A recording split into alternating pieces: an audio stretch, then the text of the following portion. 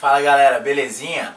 O Brasileirão enfim acabou e a edição desse ano foi histórica. Teve o fim do jejum do Palmeiras, teve infelizmente a tragédia da Chapecoense, teve o polêmico G6 e também a queda do Internacional. E para fugir um pouquinho dessa rotina das premiações, eu não vou só montar uma seleção do Brasileirão. Eu vou fazer diferente, vou falar um pouco sobre o destaque de cada uma das 20 equipes dessa edição. Bora lá!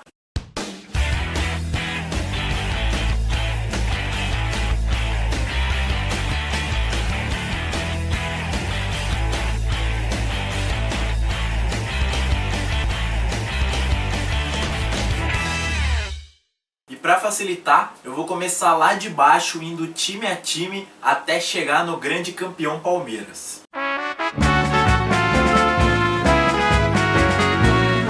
E para começar, na lanterninha da competição, encontra-se o América Mineiro, que somou apenas 28 pontos, com 7 vitórias, 7 empates e 24 derrotas. Campeão mineiro, mas dono de uma das piores campanhas da história do Brasileirão, contou com um ataque pífio, a defesa mais vazada. Então eu vou falar que, mano, foi foda achar um destaque pra esse time. Mas eu escolhi, e foi o goleiro João Ricardo, que não jogou a última rodada, mas sempre que esteve presente, representou e saiu de campo como o melhor jogador do time. Lá vai o Robinho, correu pra bola, bateu, João Ricardo pegou!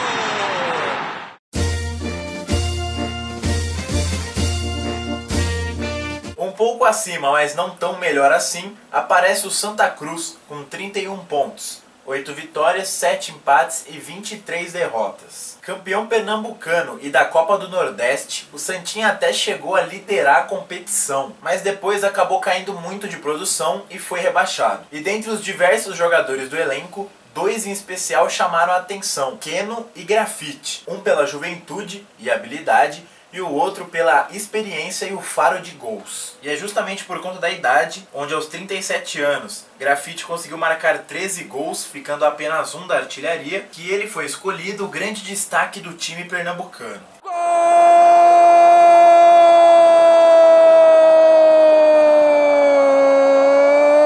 do Santa Cruz, do artilheiro Grafite!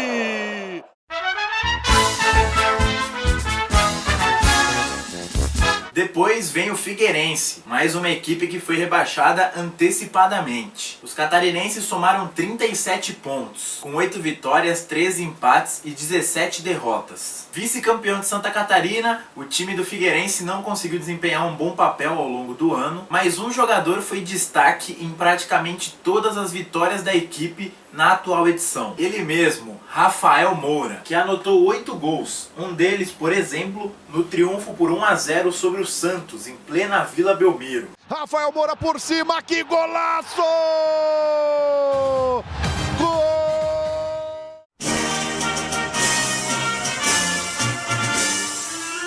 E como último rebaixado à Série B de 2017, aparece o Internacional, que somou 43 pontos, com 11 vitórias, 10 empates e 17 derrotas. Campeão gaúcho, o Colorado foi do céu ao inferno ao longo de 38 rodadas, despencando da liderança à zona de rebaixamento. E a sua queda só não aconteceu de forma antecipada, como os outros 3 que eu falei aqui no vídeo, por conta de um jogador em especial, o goleiro Danilo Fernandes. O arqueiro que pertencia ao Corinthians e estava emprestado ao Sport na temporada passada, chegou no Clube Gaúcho no início desse ano e logo caiu nas graças da torcida. Juan partiu, bateu pro gol, Danilo Fernandes pegou!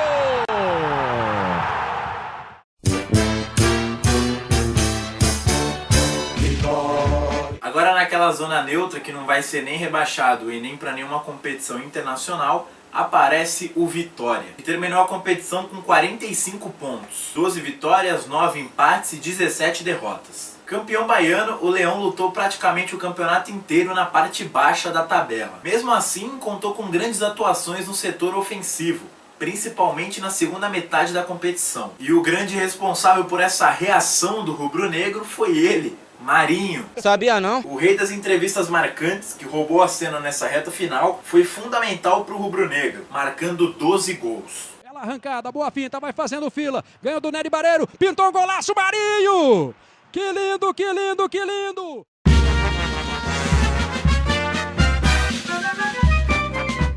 time que só pode comemorar a permanência na Série A é o Curitiba, que terminou com 46 pontos, 11 vitórias, 13 empates e 14 derrotas. Vice-campeão paranaense, o Coxa passou por momentos difíceis no campeonato, conseguindo se salvar mais uma vez só nas últimas rodadas. E para mim, o grande responsável, que foi a alma da equipe no meio do campo, foi o inglês naturalizado turco Kazim. Indicado pelo ídolo Alex, que jogou com ele no Fenerbahçe, o meia já figurou entre as maiores promessas do futebol europeu e agora veio dar um pouco de show no Brasil. Banco pra rede!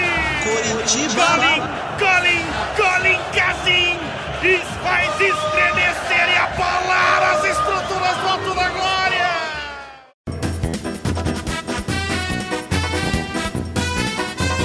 Agora, abrindo a sequência dos times que conseguiram vaga na Copa Sul-Americana de 2017, aparece o Sport, que somou 47 pontos, com 13 vitórias, 8 empates e 17 derrotas. Vice-campeão pernambucano, mais um que chegou à final do estadual, o Leão estava relativamente tranquilo na competição, mas foi bobeando e só foi escapar do rebaixamento na última rodada. Mas há o que se comemorar, e ele tem nome e sobrenome: Diego Souza, que até chegou a vestir a camisa do Flu no começo dessa temporada, mas decidiu voltar ao rubro-negro pernambucano para fazer história. Com isso, acabou se tornando o artilheiro da atual edição do Brasileirão, com 14 gols. Rolou aqui pro Everton, a bola bateu no Diego! Gol!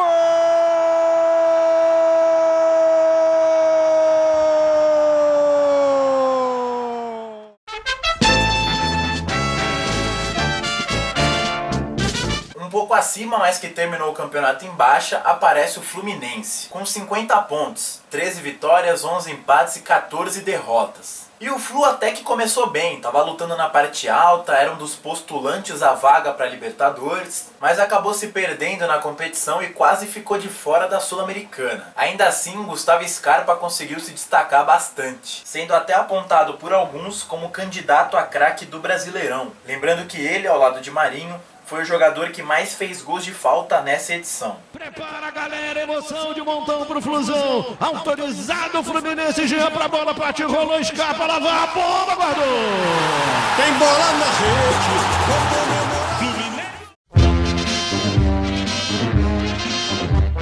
Existe grande... Com um pontinho a mais, totalizando 51, aparece o Cruzeiro, que terminou a competição com 14 vitórias, 9 empates e 15 derrotas. Bom, depois das glórias de 2013 e 2014, o time do Cruzeiro não vem alegrando tanto assim seus torcedores. Na verdade, é muito pelo contrário. Nesse ano, por exemplo, ele não chegou nem na final do estadual. E no Brasileirão ficou lutando contra a degola praticamente o campeonato inteiro. Mesmo assim, candidatos a destaque não faltam. Poderia falar do goleiro Rafael, que entrou no lugar do lesionado Fábio e jogou muito bem, pegando nada menos que 3 pênaltis. Também podia ser o gringo De Arrascaeta, que jogou bem no segundo turno principalmente. Mas eu vou ficar com ele, Robinho, que chegou quase no meio da temporada e jogou demais, sendo um dos pivôs da arrancada da equipe. Taço na trave,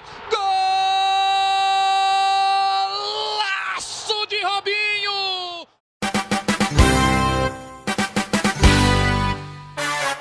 Logo na sequência vem a Chapecoense, que terminou a competição com 52 pontos, sendo 13 vitórias, 13 empates e 12 derrotas. E o grande objetivo da equipe era terminar a competição na primeira parte da tabela, ou seja, nos 10 primeiros lugares. E eles quase conseguiram. Mas na verdade isso nem importa, porque eles também não tiveram a chance de jogar o último jogo contra o Atlético Mineiro. E um simples empate já deixaria a Chape na 10ª colocação. Mesmo assim, esse ano o Verdão do Oeste fez história. Campeã da Copa Sul-Americana desse ano, a equipe do Índio Condá teve grandes protagonistas. E fica até difícil escolher um só. Foi desde o técnico Caio Júnior, que estava fazendo seu melhor trabalho na carreira, até o atacante Bruno Rangel, o maior artilheiro da história do clube. Ou seja, todos eles mereciam certo destaque. E por conta disso, dessa vez eu vou fazer diferente. Eu não vou escolher um. O destaque vai ser o time inteiro, que tá na Libertadores do ano que vem.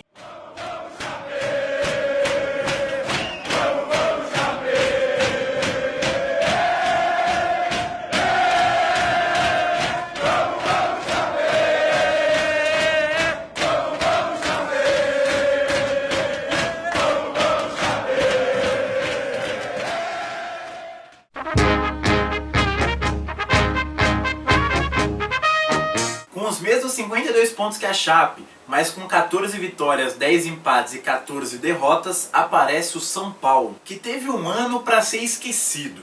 Péssimo no Campeonato Paulista e prestes a fazer uma das piores campanhas de sua história no Brasileirão, o tricolor paulista foi salvo pela base, e em especial por um jogador, David Neres, de apenas 19 anos, que subiu nessa temporada para o profissional e foi fundamental para a arrancada final da equipe, que não só se distanciou do rebaixamento, como conseguiu uma vaga para a Sul-Americana. Na trave, voltou para David! Gol! Do menino David Neres!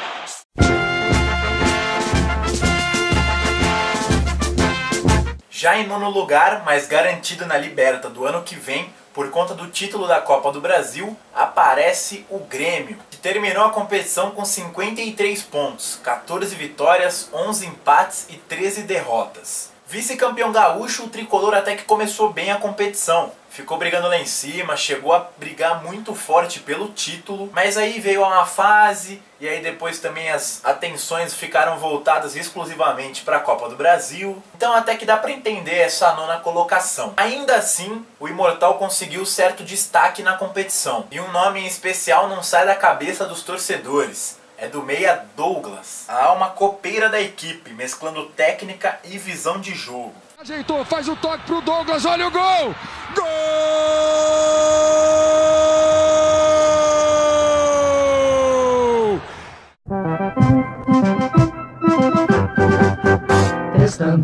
Uma posição acima vem a Ponte Preta, com 53 pontos, 15 vitórias, 8 empates e 15 derrotas. E esse ano a equipe campineira fez história, ultrapassando os 51 pontos da temporada passada e chegando à sua melhor campanha na era dos pontos corridos com 20 equipes. E um dos grandes responsáveis por isso foi ele, o William Potker, autor de gols decisivos contra Palmeiras e Botafogo, por exemplo. Ele foi artilheiro da competição com 14 gols. Essa foi a primeira vez que a Macaca terminou com um artilheiro da competição.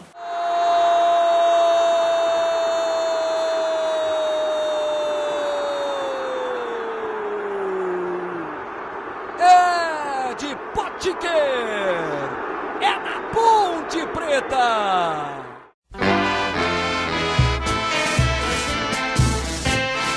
Já na sétima colocação, batendo na trave da Libertadores, aparece o Corinthians, com 55 pontos, 15 vitórias, 10 empates e 13 derrotas. Ficando a apenas 2 pontinhos do grande sonho do ano, o campeão brasileiro de 2015 terminou a temporada do mesmo jeito que começou, com muita turbulência nos bastidores. Mas mesmo assim, com diversos problemas ao longo do ano, a debandada de jogadores para a China, além das eliminações no Paulista, Libertadores e Copa do Brasil, um jogador em especial conseguiu se destacar, Rodriguinho, que chegou a ser vaiado em sua estreia do Brasileirão, mas deu a volta por cima com assistências e gols decisivos e caiu no gosto da torcida.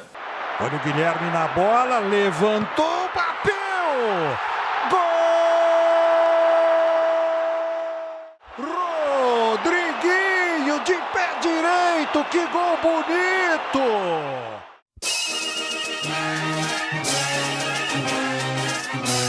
Agora abrindo o famoso G6,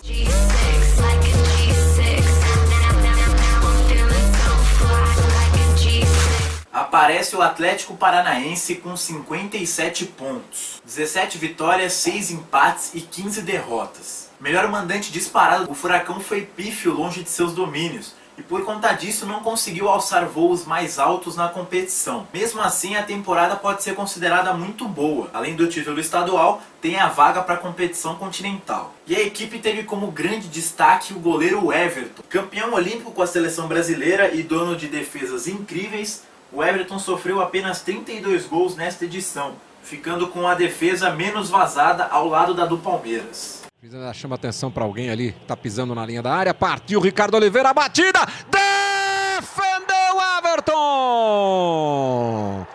Bola no chão, no cantinho, o goleiro do Atlético foi lá e botou para fora.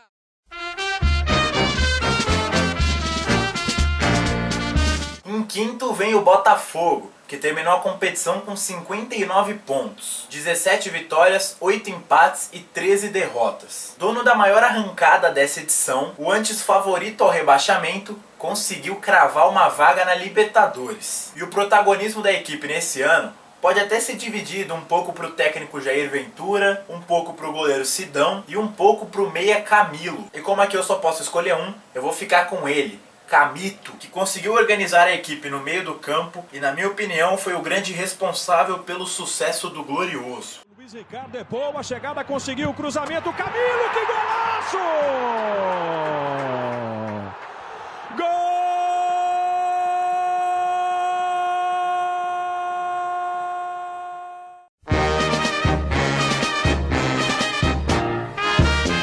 Já na quarta colocação, classificado direto para a fase de grupos da Libertadores, aparece o Atlético Mineiro, que terminou a competição com 62 pontos, 17 vitórias, 11 empates e 10 derrotas. Vice-campeão mineiro e da Copa do Brasil, o Galo foi a equipe que mais investiu para esse ano e, de certa forma, decepcionou. Ainda assim, terminou como o quarto melhor time do país, com o artilheiro do Brasil, Robinho, marcando 25 gols no ano, e com o artilheiro do Brasileirão. E é por isso que eu escolho ele como grande destaque, Fred. Mais uma vez foi ele quem mais balançou a rede no Campeonato Brasileiro. E ele conseguiu isso aos 34 anos. Falou pro Patrick, olha o Fred, vai fazer o gol de empate!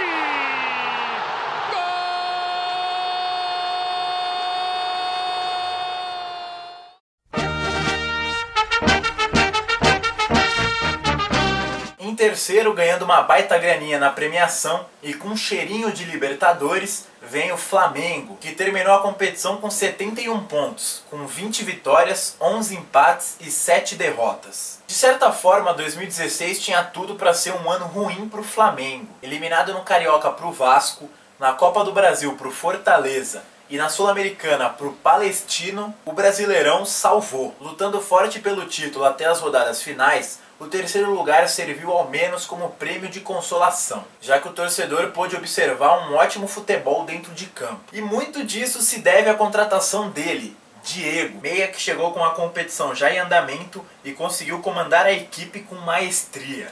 Chega na linha de fundo, fica de costas para David Braz, para lá, levantou, Diego, golaço!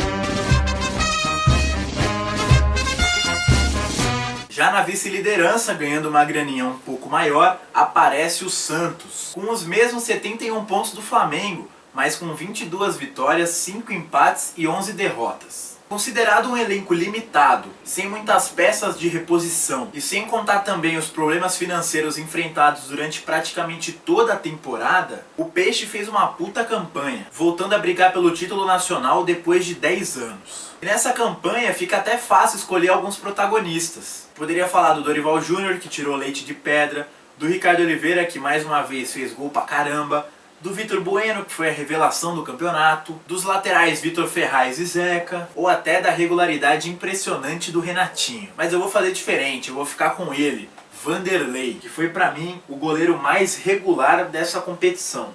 E fez, bateu a segunda e pega Vanderlei! Defendeu Vanderlei!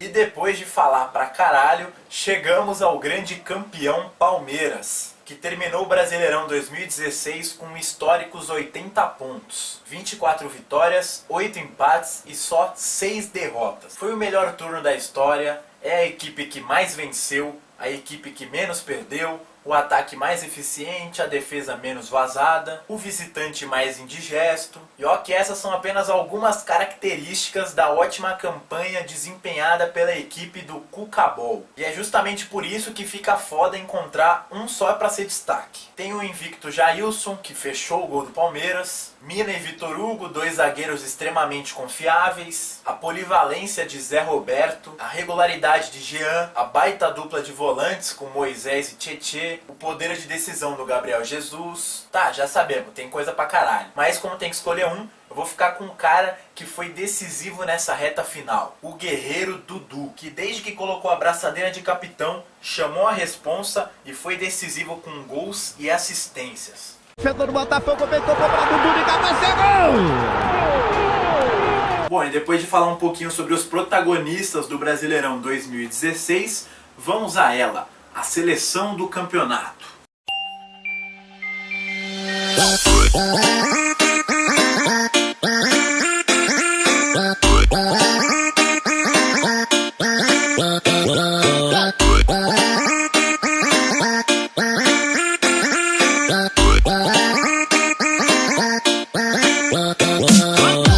Eleita por técnicos dos 20 times, capitães e centenas de jornalistas, a seleção do Brasileirão é formada por Jailson do Palmeiras, Jean do Palmeiras, Pedro Jeromel do Grêmio, Yerry Mina do Palmeiras e Jorge do Flamengo. Depois, Tietê e Moisés do Palmeiras, Diego do Flamengo e Dudu do Palmeiras. No ataque, Robinho do Atlético Mineiro e Gabriel Jesus do Palmeiras. Além dos 11, o troféu de craque do Brasileirão ficou com Gabriel Jesus, o de melhor técnico ficou com o Cuca, o de revelação com Vitor Bueno e o de técnico revelação com o Jair Ventura do Botafogo. Mas eu discordo de algumas coisinhas. No gol, por exemplo, eu colocaria o arqueiro Vanderlei do Santos, que pra mim foi o mais regular durante as 38 rodadas. O Jailson foi monstro, mano, invicto, beleza, mas ele jogou só metade da competição. Além disso, eu não daria o prêmio de revelação do Brasileirão pro Vitor Bueno, porque ele se machucou, acabou perdendo muito jogo esse ano. Tudo bem, fez 10 gols no Brasileirão,